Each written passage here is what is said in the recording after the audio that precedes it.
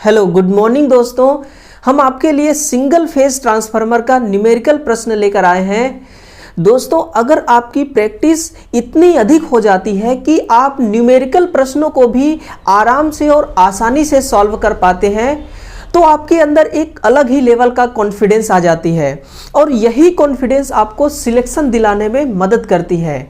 तो जब भी आप न्यूमेरिकल प्रश्नों को दोस्तों हल करने बैठे ना, तो नोटबुक जरूर लेके बैठें और इस क्लास को दोस्तों आप नोटबुक के साथ ही देखें और पॉइंटों को भी नोट करते रहें और आपको पता चलेगा कि कौन सा पॉइंट कैसे आया और क्यों आया, है ना। ये बहुत ही महत्वपूर्ण क्लास होने वाली है। चाहे आप मध्य प्रदेश के ट्रेनिंग ऑफिसर की वैकेंसी को क्वालिफाइड करना चाहते हैं या फिर उत्तर प्रदेश के यूपी आर्विनल और यूपी पीसीएल, उन दोनों तीनों के लिए भी दोस्तों ये क्लास बहुत ही अच्छी है। तो इस पूरे क्लास को जरूर देखिएगा और दोस्तों हो सके जितना उतना अधिक शेयर कीजिएगा इस क्लास को। और इस चैनल पे जो पहली बार विद्यार्थी इस क्लास को देख रहे हैं ना, तो उनका भी दोस्तों बहुत बहुत स्वागत है। बस बने रहिए और आनंद के साथ देखिएगा, हर पॉइंट आपको समझ में आएगी कि आंसर कैसे आया।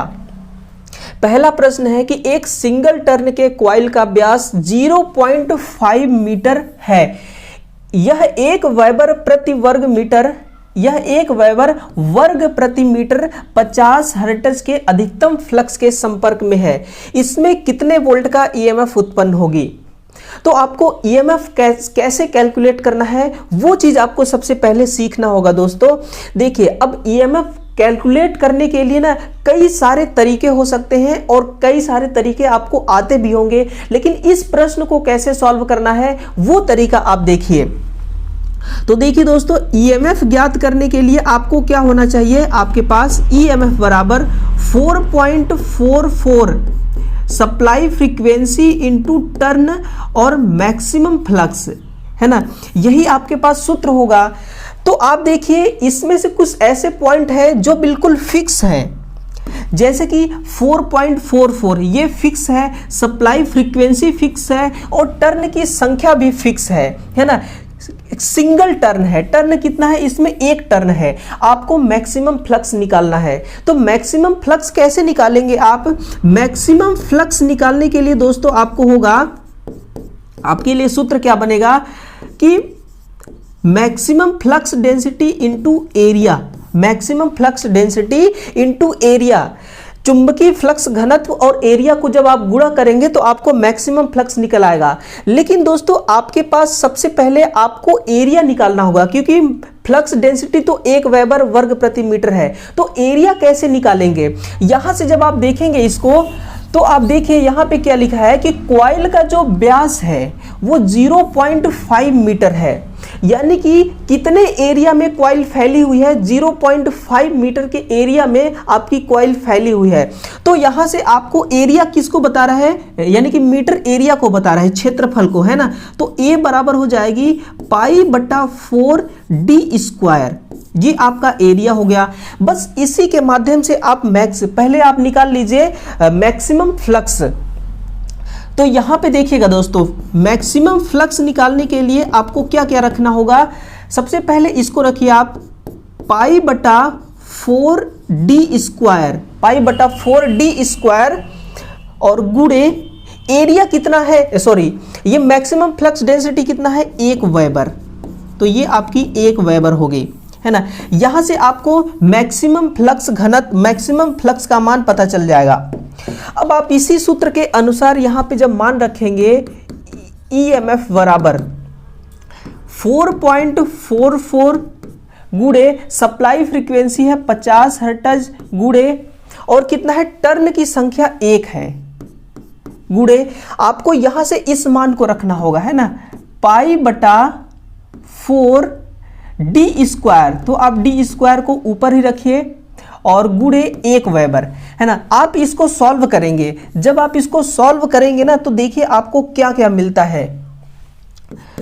4.44 ही हो गया, गुणे 50 गुणे 1 गुणे, यहां से आप देखिए दोस्तों पाई का मान रखिए 22/7, 22/7 तो 7 नीचे आ जाएगी और डी स्क्वायर जो आपका व्यास है ना उसी को आपको रखना है 0.5, तो 0.5 का वर्ग हो जाएगा, 0.5 का ये वर्ग हो जाएगी, गुणे नीचे है 4 तो यहां पे भी 4 रखिए और ये 1 हो गया, है ना, ये 1 हो गया।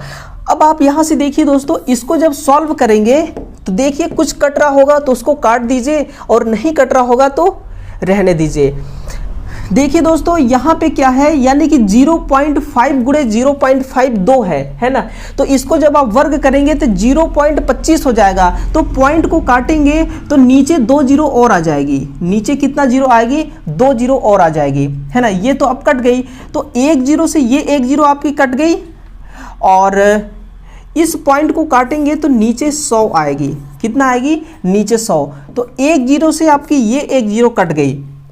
अब ये जो 5 है ना इस 10 को काट देगी 2 बार में, कितने बार में ये कट गई, 2 बार में। बिल्कुल हर पॉइंट आपको समझाऊंगा दोस्तों, आपको समझ में भी आएगी। अब आप देखिए 444/2 है, इसका हाफ करेंगे यानी कि भाग दे देंगे तो कितना हो जाएगा, 222 हो जाएगी, गुणे 1 गुणे 22/7 है ना। अब ये तो कट गई दोस्तों, आपकी यहां पे क्या बची है, 22 गुणे 25, 22 गुणे 25 और बटे में आपका क्या है, 7 चौके 28, कितना है 28। जब दोस्तों आप इसको पूरा कैलकुलेशन करेंगे, आप कैलकुलेशन करके देखना दोस्तों, ये कैलकुलेटर से ही पॉसिबल है, तो आएगा ये संख्या आपको प्राप्त होगी, है ना, 1,22,100 ये आपको प्राप्त होगी, ये आपको संख्या प्राप्त होगी। और 28 से जब आप भाग देंगे और जब आप खुद भाग दे कर देखिए ना कि कितना आपका आंसर आ रहा है, और दोस्तों जब आप इसको भाग देंगे तो कितना आएगा, 43.60, कितना आ जाएगा, 43.60, क्योंकि आप खुद यहां से भाग करिए ना। चलिए हम भाग करके देखते हैं कि ये कितने बार में जाएगी। 28 चौके कितना हो जाएगा दोस्तों, 20 चौके 80 और 8 चौक 32, 112, ये कितना हो गया, 112, और 122 में से 112 घटा देंगे तो बचेगा 10, है ना, 1 जीरो ये ऊपर हो जाएगी। अब ये कितने बार में भाग जाएगी, 3 बार में, तो 3 बार में भाग जाएगी, कितना हो जाएगा, 20 23 60 और 8 त्रिक 24, 84 हो जाएगी। 101 में जब आप 84 को घटाएंगे तो कितना आएगा, ये आएगा दोस्तों 17, कितना, 17, 1 जीरो और है तो आप यहां पे 1 जीरो लगाइए, ये हो गया, 1 जीरो हो गई। अब इसको आप भाग देंगे तो कितने बार में भाग जाएगी, ये भाग जाएगी दोस्तों लगभग 6 बार में, कितने बार में, 6 बार में, है ना, 6 बार में कितना हो जाएगा, 28 छक्के 168, कितना हो जाएगा दोस्तों, 168, यानी कि बचेगा कितना, 2, फिर आ जाएगा पॉइंट, आप बीच में यहाँ पे पॉइंट लगा लेना, ये जो पॉइंट है ना ये बीच में पॉइंट आ जाएगी, यानी कि जब आप इसको कैलकुलेशन करेंगे तो 43.7 वोल्ट आएगा, कितना, 43.7 वोल्ट। कमेंट करके बताइए कि आपका आंसर आ रहा है 43.60, यही इसका करेक्ट आंसर होगा। अब सुनिए कि 1 वेबर प्रति वर्ग मीटर के एरिया में, यानी कि जो आपका ट्रांसफार्मर है वो 1 वर्ग मीटर के एरिया में जो उसका मैग्नेटिक फ्लक्स है, उसी मैग्नेटिक फ्लक्स के एरिया में अगर आप किसी कॉइल को रखते हैं तो 43.60 वोल्ट उत्पन्न होगा उस ट्रांसफार्मर की सेकेंडरी वाइंडिंग में, है ना, सॉरी प्राइमरी वाइंडिंग में। ये आपको ध्यान रखना है, किसमें, प्राइमरी वाइंडिंग, क्योंकि ये नो लोड कंडीशन की बात हो रही है, क्योंकि नो लोड पे ही दोस्तों 1 वेबर का फ्लक्स हो सकता है, नो लोड पे बहुत ही कम मान का करंट चलता है जिसके कारण निम्न मान का फ्लक्स भी उत्पन्न होती है। अगला क्वेश्चन देखिए, क्वेश्चन नंबर 2 है कि एक सिंगल फेज 440/220 वोल्ट, यानी कि ये स्टेप डाउन ट्रांसफार्मर है। कौन सी, स्टेप डाउन ट्रांसफार्मर है कि एक single phase 440/220 volt transformer 1 ampere का करंट ले रही है। अब दोस्तों यहां पे आपको थोड़ा सा डिस्टर्ब कर सकती है ये क्वेश्चन, क्या कह रहा है कि 1 एम्पियर का करंट ले सकती है, ये कोई मोटर थोड़ी है जो करंट लेगी, लेकिन दोस्तों ये उस कंडीशन में है, ये अभी नो लोड कंडीशन में है, और नो लोड कंडीशन में 1 एम्पियर का करंट ले रही है मैग्नेटिक फ्लक्स को उत्पन्न करने के लिए, क्योंकि अगर मैग्नेटिक फ्लक्स उत्पन्न करेगा नहीं तो प्राइमरी में कैसे ईएमएफ उत्पन्न होगा, और जो दूसरे लिंब पे सेकेंडरी वाइंडिंग रखी हुई है उस पे कैसे ईएमएफ उत्पन्न होगी। तो उस ईएमएफ को उत्पन्न करने के लिए रिक्वायरमेंट करेगा ये कि सप्लाई से मुझे 1 एम्पियर का करंट चाहिए ताकि मैं मैग्नेटिक फ्लक्स जनरेट कर सकूं, ये ट्रांसफार्मर का कहना है। तो 1 एम्पियर करंट इसीलिए आ रही है तथा 132 वाट का पावर खपत हो रही है। कितना? 132 वाट का पावर खपत हो रही है। ये पावर दोस्तों है आयरन लॉस, है ना। तो नो लोड के लॉस कंपोनेंट या एक्टिव कंपोनेंट और मैग्नेटाइजिंग करंट कितना होगा, यानी कि नो लोड कंडीशन में आपका जो लॉस कंपोनेंट करंट है और मैग्नेटाइजिंग करंट है ये कितना होगा, ये आपको निकालना है। तो प्रश्न आपको भली भांति समझ में आ गई होगी दोस्तों। इसके लिए आपको क्या करना होगा, सबसे पहले पावर निकालना है। पावर का फॉर्मूला क्या होता है कि नो लोड कंडीशन में ये है तो नो लोड हो गया, नो लोड का पावर, और V1 I not cos phi, V1 I not cos phi। अब देखिए यहां पे क्या कह रहा है, V1 क्यों आया, V1 क्यों कि दोस्तों ये नो लोड कंडीशन पे है और सेकेंडरी वाइंडिंग में कोई लोड नहीं कनेक्ट है, तो उसमें कोई उसका वोल्टेज हम नहीं लेंगे। वोल्टेज किसका लेंगे, प्राइमरी वाइंडिंग का ही वोल्टेज लेंगे, क्योंकि आपको आयरन लॉस और मैग्नेटाइजिंग करंट ये प्राइमरी वाइंडिंग पे ही मिलेगी, इसीलिए आप प्राइमरी वाइंडिंग का वोल्टेज ले रहे हैं। और नो लोड करंट हो गई आपकी और कॉस फाई ये हो गई। यहां से आपको निकालना होगा नो लोड करंट बराबर क्या हो जाएगा, नो लोड का पावर और वोल्टेज प्राइमरी वाइंडिंग का। आप cos फाई को नेग्लेक्ट कर देंगे, क्योंकि आपकी नो लोड पे जब ट्रांसफार्मर काम करती है तो 0.1 से लेकर के 0.3 लैगिंग ये पावर फैक्टर का मान होता है। 0.1 से 0.3 तक लैगिंग पावर फैक्टर होती है, जो कि बहुत कम है, इसको हम अनदेखा कर देते हैं, तो यहां पे भी हम इसको नहीं लेंगे। तो ये आपकी करंट हो गई। अब सुनना, सबसे पहले क्या बोल रहा है कि लॉस कंपोनेंट। लॉस कंपोनेंट दोस्तों हम आयरन लॉस को कहते हैं, क्योंकि आयरन जो लॉस है ना ये प्राइमरी वाइंडिंग पे ही मिलेगी और नो लोड कंडीशन पे वही रहेगी और फुल लोड कंडीशन पे भी वही रहेगी, ये चेंज नहीं होती है। तो आपको क्या लेना होगा, आपको लॉस कंपोनेंट ज्ञात करने के लिए दोस्तों यहां पे लिखना होगा आई ओमेगा। लॉस कंपोनेंट को हमेशा आई ओमेगा से लिखते हैं, और नो लोड का पावर और प्राइमरी वाइंडिंग का वोल्टेज, ये फॉर्मूला बन गया। अब ये फॉर्मूला से आप निकालेंगे कि मोटर इसमें जनरेटर ट्रांसफार्मर में आपका लॉस कंपोनेंट का करंट कितना होगा, है ना। इसके लिए यहां पे देखिए आई ओमेगा बराबर क्या हो जाएगा कि नो लोड पर पावर कितना खपत हो रहा है, 132 वाट। कितना है, 132 वाट, और वोल्टेज है 440। आप इसको सॉल्व करेंगे, आप इसको भाग नहीं जाएगा दोस्तों, 1 जीरो और लगाएंगे ऊपर, अब भाग जाएगी, है ना। ये कितने बार में भाग जाएगी, 4 तिहाई 12 और 4 तिहाई 12 यानी कि 132। ये 3 बार में, कितना दोस्तों, 3 बार में। तो आपको मिल गया लॉस कंपोनेंट 0.3 एम्पियर।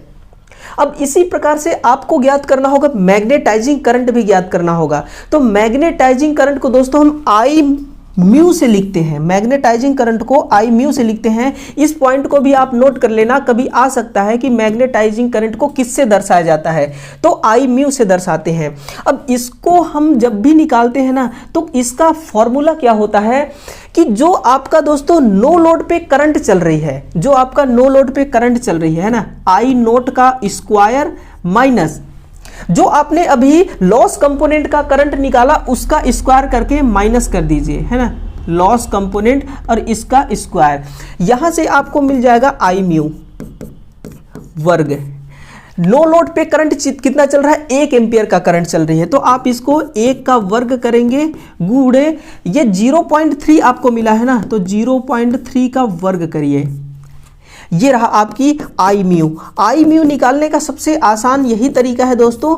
आगे देखिए 1 का वर्ग करेंगे तो 1 ही आएगी, और 0.3 का जब वर्ग करेंगे तो 0.9 आएगी, 0.9, है ना। आई म्यू बराबर क्या हो जाएगा, अंडर रूट, जब माइनस है यहाँ पे क्या है, यहाँ पे माइनस होगी, ये ध्यान से उतर रहा, यहाँ पे दोस्तों माइनस होगी। तो जब 1 को 0.9 से घटा देंगे तो 0.1 बचेगी, कितना, 0.1, और अंडर रूट 0.1 का मान होता है 0.316 कितना 0.316 एम्पियर, यही आपका हो जाएगा दोस्तों मैग्नेटाइजिंग करंट। तो आप देख रहे हैं कि नो लोड कंडीशन में मैग्नेटाइजिंग करंट दोस्तों बहुत ही कम होती है, अति निम्न होती है, और 0.316 एम्पियर ये मैग्नेटाइजिंग करंट, और ये आपका 0.3 ampere current loss component current. तो आप कौन सा ऑप्शन हो जाएगा? Option number B correct answer होगा। ये देखिए 0.3 और 0.31, यहां पे आप लिख लीजिए 6 एम्पियर, यानी कि 0.316 एम्पियर, ये इसका सही आंसर है। अब देखिए दोस्तों, हर प्रश्न आपके लिए बहुत महत्वपूर्ण है। जब भी आपको ऐसे प्रश्न देखना है तो आपको घबराना नहीं है, इनका आसान सा कॉन्सेप्ट के द्वारा आप इसको हल निकाल सकते हैं आसानी से दोस्तों। बस क्वेश्चन बड़े हैं लेकिन इनका आंसर बहुत छोटा छोटा आ रहा है। आप देख रहे हैं कि एक 50 हर्ट्ज के सिंगल फेज ट्रांसफार्मर को नो लोड वोल्टेज पर अनुपात कितना है? 6000/3000 वोल्ट, यानी कि स्टेप डाउन ट्रांसफार्मर ये भी है ना। कोर में अधिकतम फ्लक्स 0.06 वेबर का है, प्रत्येक वाइंडिंग में टर्नों की संख्या कितनी होगी? तो देखिए सिंगल फेज की ट्रांसफार्मर है तो टर्न 2 ही होगा, एक N2 और एक N1 है ना। प्राइमरी वाइंडिंग का N1 और सेकेंडरी वाइंडिंग का N2, ये आपकी वाइंडिंग होगी। और यहाँ पे वोल्टेज भी दे रखा है, आपको निकालना कैसे है? तो आपको फॉर्मूला पता है दोस्तों कि जो इंड्यूस्ड होता है वोल्टेज E1 प्राइमरी वाइंडिंग में वो 4.445 N1 और मैक्सिमम फ्लक्स, और क्या? Maximum flux. तो यहां से आपको N1 मिल सकता है ना, यहां से आप टर्न की संख्या निकाल सकते हैं ना। क्या हो जाएगा? E1 बटा 4.44 F मैक्सिमम फ्लक्स। अब आपको यहां पे मैक्सिमम फ्लक्स नहीं निकालना पड़ेगा क्योंकि मैक्सिमम फ्लक्स यहां पे दे रखा है 0.06 वेबर का। तो इस फॉर्मूला को अपनाइए और आंसर ले आइए। सबसे पहले हम प्राइमरी वाइंडिंग का ही निकालते हैं N1। यहां पे क्या कह रहा है कि E1 वोल्टेज E1 कौन सा होगा? ये है प्राइमरी वाइंडिंग का वोल्टेज और ये सेकेंडरी वाइंडिंग का। तो यहां पे आप लिखिए 6000 बटा 4.44 गुणे 50 हर्ट्ज का फ्रीक्वेंसी है, 0.06 वेबर का फ्लक्स है ना। आप इसको देखिए दोस्तों, अगर कट सकता है तो काटिए, नहीं तो कोई बात ही नहीं है। जब पॉइंट को काटेंगे तो ऊपर 2 जीरो और आएगी, इस पॉइंट को भी काटेंगे तो ऊपर 1 जीरो आएगी। ठीक है, यहां तक समझ में आया ना। अब ये काटेगी दोस्तों 50 काटेगी इसको 12 बार में, है ना। कितने बार में काट देगी ये? 12 बार में। तो ये हो गया 600 तो कट गई, 600 क्या हो गया? कट गया। अब ये 6 भी काटेगी 12 को 2 बार में। कितने बार में कट गया ये? 2 बार में। तो अब ये बच गया नीचे 2000 बटा, ये तो सारे कट गए, 444, 2000 बटा 444। आप इसको हल कीजिएगा दोस्तों, आप इसको जब हल करेंगे तो आंसर कितना आएगा? 450 टर्न। कितना आएगा? 450 टन। आप इसको खुद सॉल्व करके देखिए ना, ये दोस्तों कैलकुलेटर से आसानी से सॉल्व हो जाएगा। देखिए जो डिप्लोमा लेवल का जो ALP में एग्जाम होता है दोस्तों, उसमें CBT फर्स्ट में तो कैलकुलेटर अलाउ नहीं होता, लेकिन जो CBT सेकंड एग्जाम होता है उसमें कैलकुलेटर भी अलाउ होता है। वजह सिर्फ यही है कि अगर इससे भी बड़े बड़े डेटा आ गए वहां पे कैलकुलेशन करने के लिए, तो आप कब तक कैलकुलेशन करेंगे? इतने में तो दोस्तों सारा टाइम ही निकल जाएगा। इसीलिए वहां पे आपको कैलकुलेशन के लिए कैलकुलेटर भी अलाउड कर दिया जाता है, लेकिन ITI वालों को ऐसा कोई सुविधा नहीं मिलता। हम तो चाहते हैं कि आपको ऐसा सुविधा मिले, लेकिन दोस्तों ये हमारे चाहने से नहीं होगा ना, ये हमारे हाथ में नहीं है, ये बोर्ड के हाथ में है। किसके? ये बोर्ड के हाथ में है। तो आपको प्रैक्टिस करना होगा, आराम से सॉल्व कर सकते हैं। तो टर्न आ जाएगा 450 टर्न, ये प्राइमरी वाइंडिंग में है। अब इसी तरह से सेकेंडरी वाइंडिंग के लिए आपको वही फॉर्मूला अप्लाई करना होगा N2। अब की बार आपको वोल्टेज यहाँ पे 3000 लेना होगा, 3000 बटा 4.44 गुणे 50 हर्ट्ज की फ्रीक्वेंसी 0.06 वेबर का मान का ये फ्लक्स है ना। फिर पॉइंट को काटेंगे तो 2 जीरो ऊपर, इसको काटेंगे तो 1 जीरो और ऊपर। अब ये कितने बार में कटेगा? सॉरी 12 पंचे 60, हाँ ये तो ठीक है। और ये कितने बार में कट रहा है दोस्तों? ये 6 बार में कट जाएगी, है ना। कितने बार में? 6 बार में। ये 306 बार में कट जाएगी और ये 6 काटेगा इसको 1 बार में, तो यहाँ पे क्या बच जाएगा? 10,000, है ना। यहाँ पे 10,000 बच गया और फिर है 444, इतना ही बचा है ना। हाँ 444। अब जब इसको आप सॉल्व करेंगे तो 22 टर्न आएगा। कितना आएगा? 22 टर्न आएगा, क्योंकि 4 दूना 8, 2 बार भाग जाएगी, फिर से 2 बार भाग जाएगी, इससे ज़्यादा जा ही नहीं सकती है ना। जब आगे पूरा सॉल्व करेंगे तो पॉइंट में भी आएगा, लेकिन टर्न दोस्तों कभी पॉइंट में नहीं होता है। टर्न या तो पूरा 1 टर्न होगा या फिर दोस्तों पूरा 2 टर्न होगा या फिर होगा ही नहीं। कभी भी आधा टर्न की वाइंडिंग नहीं की जाती, इसलिए पॉइंट में आप इसको नहीं लिखेंगे, तो हमेशा इसको क्या लिखेंगे? इसको दोस्तों आप 22 लिखेंगे। क्या लिखेंगे? 22 टर्न। ये सेकेंडरी वाइंडिंग, यानी कि ये N2 का मान है और ये N1 का मान है। तो ये देख लिए, इसका आंसर क्या हो जाएगा? ऑप्शन नंबर ए, है ना। 450 प्राइमरी वाइंडिंग में आप खुद ये अंदाजा लगा सकते हैं ना कि जिसमें वोल्टेज की संख्या अधिक है उसमें टर्न अधिक ही होगा। आपके पास ऐसा अच्छा एक आंसर है 500, है ना, इसलिए आपको कैलकुलेशन करना ही होगा। नहीं तो आप अगर देखते ऑप्शन में कि 450 से बड़ी और कोई संख्या ना होती ना, तो आप दोस्तों आराम से देखकर ही ऑप्शन सही कर देते कि यही ऑप्शन होगा। जिसमें टर्न ज्यादा हो गया उसमें वोल्टेज अधिक होगी, और जिसमें वोल्टेज कम है तो सिंपल सी बात है टर्न कम होगी, तभी वोल्टेज कम है। तो इस प्रकार से भी आप लॉजिक लगा सकते हैं। देखिए अगला प्रश्न है कि एक 10 kVA 200/400 वोल्ट ये स्टेप अप ट्रांसफार्मर है।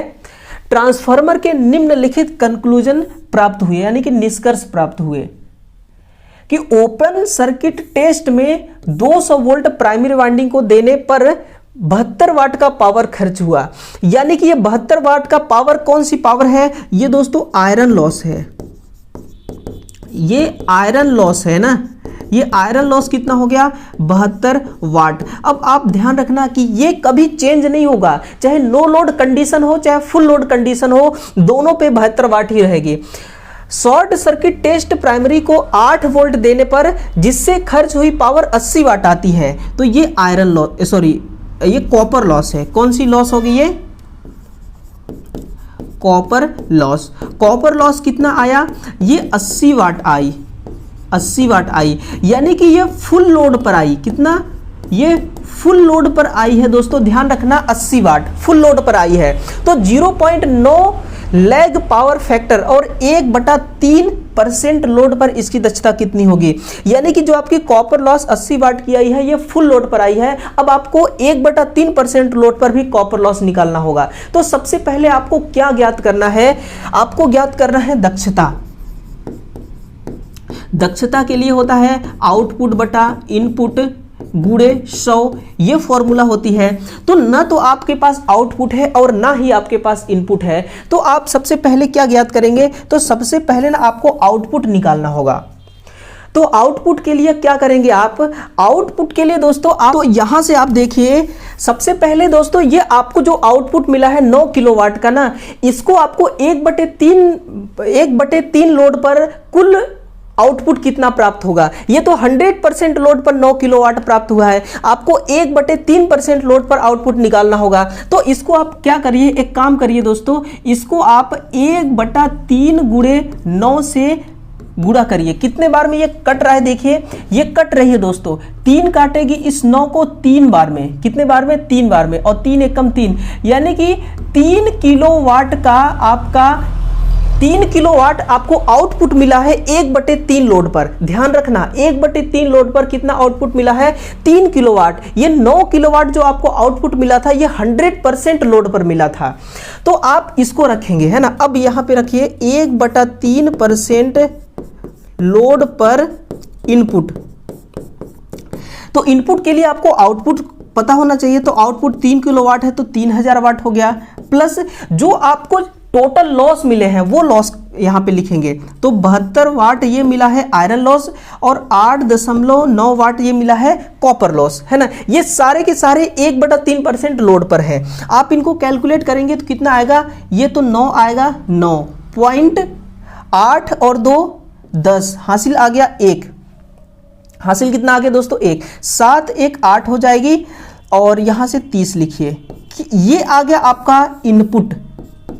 ये क्या है आपकी इनपुट। अब आपको आउटपुट भी मिल गया और इनपुट भी मिल गई। अब आप दक्षता निकाल सकते हैं। तो आप दक्षता को निकालने के लिए ना ईटा बराबर, दक्षता को ईटा से लिखते हैं तो ईटा बराबर आउटपुट कितना हो गया दोस्तों 3000 वाट और इनपुट हो गई 3080.9 गुणे 100।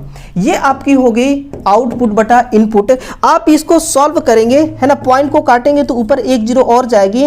और दोस्तों जब इसको आप सॉल्व करेंगे ना, आप सॉल्व करके देखना, मैं तो यहाँ पे सॉल्व करके लाया हूँ क्योंकि इतनी बड़ी संख्या को दोस्तों सॉल्व करने में बहुत समय लगेगा। तो 97.37% ये इसकी आउटपुट निकल के आएगी, है ना। तो ये आप देखिए कि आपको कोई जरूरी नहीं है कि 1/3% लोड पर ही दक्षता पूछे। किसी भी परसेंटेज पर, किसी भी एक फिक्स परसेंटेज को मान करके कि ट्रांसफार्मर में हम 50% लोड देते हैं तो दक्षता कितना होगा, ट्रांसफार्मर में अगर हम दोस्तों 100% लोड देते हैं तो कितना दक्षता होगा। तो ये आपको कैलकुलेशन करने आना चाहिए। अगर आप ऐसे प्रश्न को हल कर लिए ना तो दोस्तों कितना भी घुमा फिरा के आपको क्वेश्चन पूछे आप उसका आंसर निकाल लेंगे। लेकिन देखना एक बात यहाँ पे ये ध्यान रखना कि 0% लोड पर दक्षता भी 0% होती है। इस चीज को ध्यान रखना क्योंकि लोड ही कुछ नहीं है तो 0% दक्षता होगी, है ना। कितना दक्षता होगी, कोई काम ही नहीं कर रही है ट्रांसफार्मर तो 0% दक्षता होगी। और एक कंडीशन और होती है कि शॉर्ट सर्किट कंडीशन में भी ट्रांसफार्मर की दक्षता 0 होती है। कैसे 0 होती है थोड़ा सा डिस्कस करते हैं कि देखिए दोस्तों, हमारी पावर अगर 0 हो गई ना तो ट्रांसफार्मर की आउटपुट 0 हो जाएगी, ट्रांसफार्मर की दक्षता 0 हो जाएगी। क्योंकि पावर बराबर क्या होता है, VI cos फाई, यही होता है ना। सिंगल फेज की हम बात कर रहे हैं, VI cos फाई। अगर आप बताइए आपके पास करंट भी है, पावर फैक्टर भी है, लेकिन जब शॉर्ट हो गई ट्रांसफार्मर तो शॉर्ट होने की कंडीशन में वोल्टेज भी 0 हो जाती है। तो जब आप इस 0 से करंट और पावर फैक्टर का मल्टीप्लाई करेंगे तो क्या कोई संख्या आएगा, वो भी सारे कट के क्या हो जाएंगे, वो भी सारे के सारे 0 हो जाएंगे गुणा होकर के। तो पावर बराबर क्या हो जाएगी 0, और पावर अगर 0 हो गई तो ट्रांसफार्मर की एफिशिएंसी 0 हो गई। तो इस प्रकार से शॉर्ट सर्किट कंडीशन पे, नो लोड कंडीशन पे भी ट्रांसफार्मर की दक्षता 0 होती है।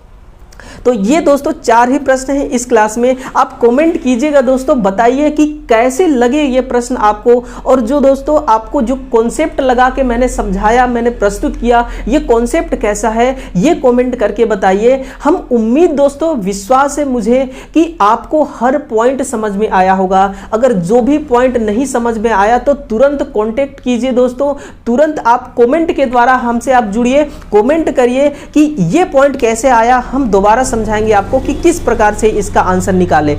इतना डीप में और इतनी छोटी छोटी चीजों को दोस्तों समझाने वाला बहुत कम टीचर, तो मैं नहीं बोलूंगा क्योंकि मैं टीचर नहीं, मैं खुद एक स्टूडेंट हूं दोस्तों। देखिए मैं जिंदगी में चाहे कितना भी बड़ा हो जाऊं दोस्तों, कुछ भी कर लूं, लेकिन मैं रहूंगा स्टूडेंट ही, क्योंकि मैं भी आप ही की तरह सीखता हूं। और बस फर्क इतना है कि थोड़ा बहुत शायद दोस्तों मुझसे आपसे अधिक आता होगा, कोई ज़रूरी नहीं है कि अधिक ही आता होगा, कम भी आता होगा, लेकिन शायद मुझे लगता है कि थोड़ा बहुत 2-4 अक्षर मुझे अधिक आता होगा। लेकिन मैं भी लगातार सीखता रहता हूं जिस प्रकार से आप सीखते हैं। तो मेरे नज़र में दोस्तों जो सीखने वाला है ना, वो कभी टीचर नहीं होता, वो हमेशा विद्यार्थी ही होता है। चाहे कोई कितना भी नॉलेज क्यों ना ज्ञान हासिल कर ले, लेकिन वो ज़िंदगी में दोस्तों आगे बढ़ने के लिए सीखता ही रहता है। और सीखने वाले को मेरे हिसाब से स्टूडेंट ही कहा जाता है। इसलिए दोस्तों मैं हमेशा स्टूडेंट ही रहूँगा, है ना। मैं आपका दोस्त भी हूँ, स्टूडेंट भी हूँ, तो मैं भी यही सीखता रहता हूँ। और आप भी सीखने की कोशिश कीजिए। जब आप ऐसे प्रश्नों को हल करना आपके अनुभव में आ जाएगा ना, तो यही अनुभव से आपको कॉन्फिडेंस आएगा, और यही कॉन्फिडेंस दोस्तों आपको जीत हासिल कराएगी। और बस जीत के लिए ही तो आप इतना लगे हैं, दिन रात मेहनत कर रहे हैं। और जिस दिन जीत आपकी होगी दोस्तों, सबसे पहले खुशी तो हमें होगी, क्योंकि आप हमसे जुड़े हैं और हम आपसे जुड़े हैं, है ना। तो चलिए दोस्तों, कल हम फिर से इसका पार्ट नंबर 2 लेकर आएंगे और वहां पर भी क्वेश्चनों को सॉल्व करेंगे। और अब 3 फेज ट्रांसफार्मर के प्रश्नों को हम सॉल्व करेंगे। तो लाइक जरूर कीजिएगा, और चैनल पे पहली बार आए हैं दोस्तों तो सब्सक्राइब जरूर कीजिएगा। और हाँ, इस क्लास को शेयर आपको जरूर करना है, उन विद्यार्थियों तक पहुंचाना है दोस्तों जिनको इस क्लास की जरूरत है।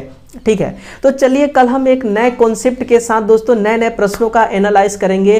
तो आप सभी विद्यार्थियों का दोस्तों मैं दोबारा बहुत बहुत धन्यवाद कहना चाहूँगा कि आपने मेरा पूरा सपोर्ट किया, पूरा साथ दिया, पूरे क्लास में आप मेरे साथ बने रहें। चलिए कल फिर से मिलते हैं, तो तब तक के लिए धन्यवाद है। Thank you.